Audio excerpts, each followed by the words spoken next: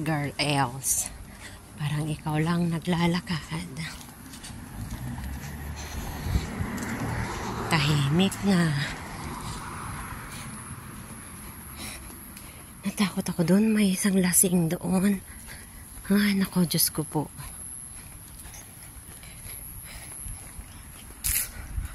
Isang lasing doon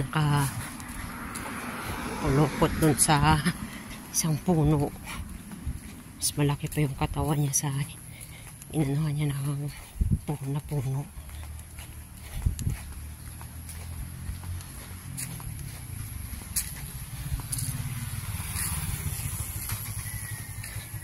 Tahimik na din.